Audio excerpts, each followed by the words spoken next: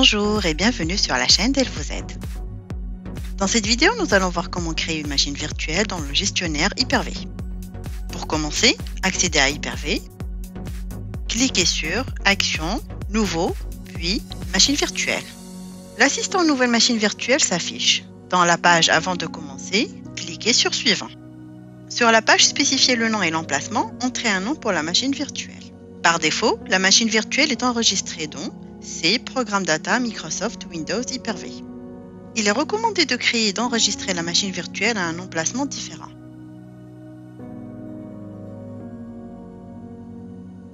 Pour modifier l'emplacement, cochez la case appropriée et accédez à l'emplacement souhaité, puis cliquez sur Suivant.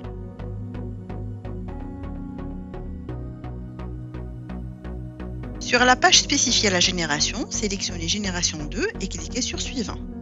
Sur la page Attribuer la mémoire, si vous avez un PC de mémoire de 8 Go, définissez la valeur de mémoire de la machine virtuelle sur 3, soit 3072 MB, pour éviter un freeze de la machine virtuelle. Si vous avez un PC de mémoire de 10 Go ou plus, vous pouvez entrer une valeur plus élevée tant que la nouvelle valeur ne provoque pas de freeze pour la machine virtuelle. Désactivez Utiliser la mémoire dynamique pour la machine virtuelle et cliquez sur Suivant. Sur la page Configuration réseau, laissez la sélection par défaut, c'est-à-dire non connecté, et cliquez sur Suivant. Plus tard, après l'installation de Windows 10, vous ne pouvez démarrer la connexion réseau sur la machine virtuelle qu'après avoir désactivé les mises à jour automatiques de Windows en allant sur Gestion d'ordinateur, Services et applications, Services, Mise à jour Windows, Propriétés, Désactiver et puis Arrêter.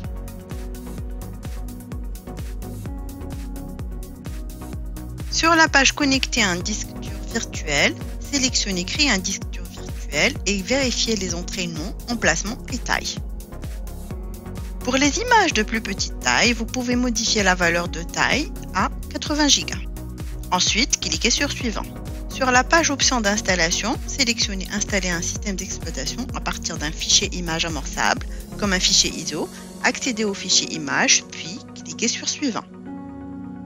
Sur la page Résumé, passez en revue les sélections et cliquez sur Terminer.